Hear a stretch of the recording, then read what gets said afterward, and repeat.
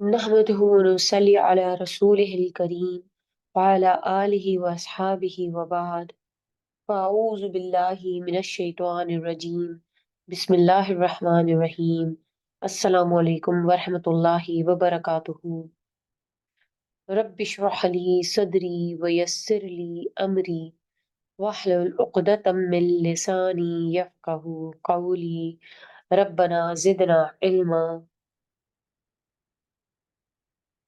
Welcome everyone to our fourth session of Ilmul Balagha. Alhamdulillah. Uh, we have been learning about Al Fasaha and Al Balagha, and we learned that Fasahatul Mutakallim is the speaker's ability to always express himself in a fasih manner. Allah subhanahu wa ta'ala has blessed someone to be naturally fasih. And al-balagha is to use the fasih words that one has learned with correct grammar in an appropriate and suitable manner. And fasih, the use of fasih. Fasih can be something that those kalima, kalam, or the mutakallim that confirms to the rules of Nahu and Sarf that they are having no grammatical errors and there is no contradictions to the Sarf rules. And Fasih can be something which is easy to pronounce, and we can say fasih can be something that is good in quality or having a good quality language, and that is easy to understand. So applying all these rules and things that fasih kalam consist of a person can use to have a baligh or balagha in his speech. Alhamdulillah, we learned about how to apply al-fasaha in our Bali speech, and we already learned about some factors that a person or a speech should avoid to have the speech fasih or have a Bali speech. All right, inshallah, today we will begin with Ilmul Maani, little introduction to Ilmul Maani, and we'll also see the phases of compilation of Balagha, that how it was compiled into a separate science, inshallah.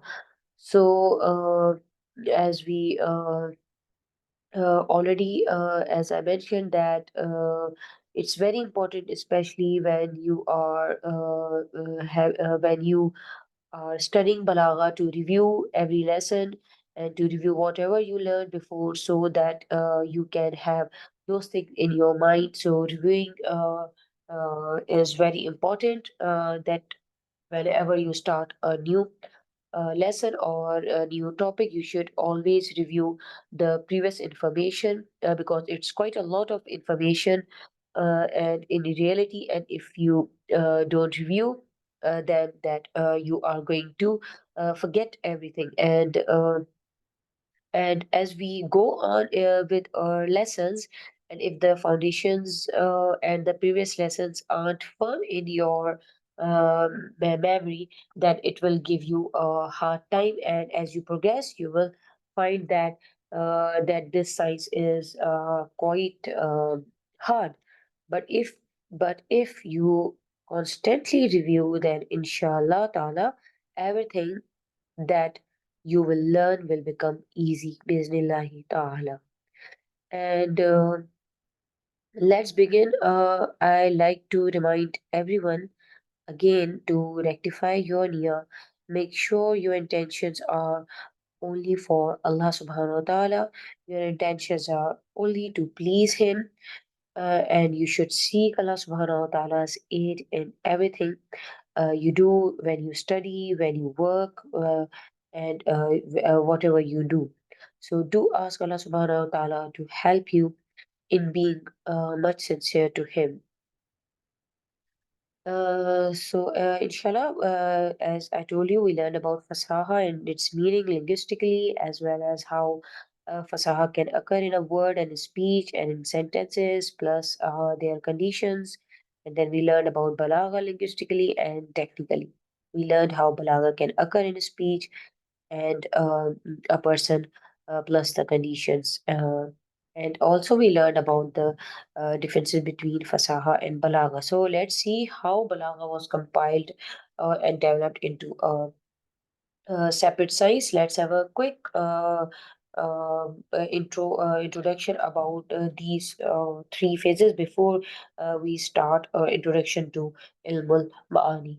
So phase one, as you can see that phase one is when the balagha, the sciences of balagha were studied along with the other books of the lugha and adab, and those can be the books of Nahu, Sarf, and other sciences of Arabic language.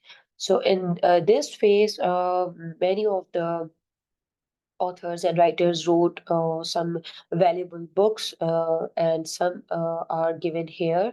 Like the famous scholar Sibawayh, he wrote a very famous book, Kitab Sibawayh, on on Arabic language, which included Balagha. And this Kitab Sibawayh was named after Sibawayh and some other writers or other people who saw his book. They gave this book named Kitab Sibawayh. There is another book was that was Ma'ini al-Quran lil Farah. It was written by al-Farah, and it also included uh, the size of Balagha. And there were many more, like two are also listed here: Mijazul Quran by Abi Ubeda, and Faharatul Shu'ara lil Asma'i. Then there are other books that were written in phase one when Balagha was included with other books of the Arabic language. So then came the second phase of Balagha. And in this phase, Balagha was separated from other sciences and taught separately. And in this phase, there were also some books written by different authors like Mu'taz al-Abbasi. He was a very famous scholar and grammarian, and he wrote a separate book on Ilm al-Badi, which was called Kitab al-Badi, and it was very famous. And as these all books were quite advanced Arabic, like having Arabic language text, so um, it is quite difficult for a foreign students to read those books. But just for the reference, just for the reference that how Balagha was separate from other science, I have mentioned these books that how uh, these famous writers have put their hard efforts, and they have given their precious time to wrote these beautiful books.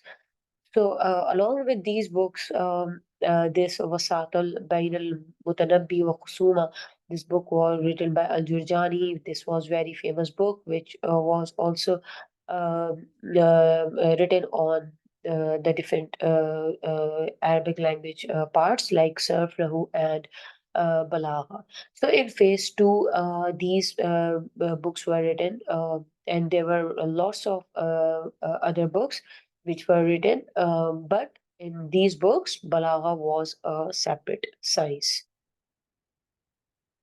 So this was phase two. So about the third phase, this third phase is very important to memorize. This phase three, the Balagha was actually broken down into three sciences. And as we know today, this Ilmul Mani, Ilmul Badi, and Ilmul Bayan, and uh, before that it was taught with other sciences, but Balagha was taught by itself. But in phase three, it was divided into these three categories: Ilmul Mani, Ilmul Badi, and Ilmul Bayan.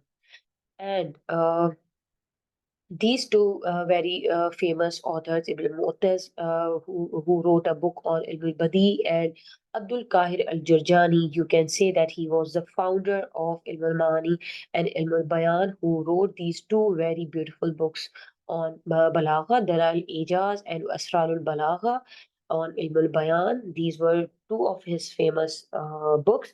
He was nicknamed al-Nahwi, like you can Nahwi, you know that grammarian. So he was nicknamed like this, but one who is learning, a student of Balagha, who is learning about the Ilm al-Balagha, he must know this beautiful author.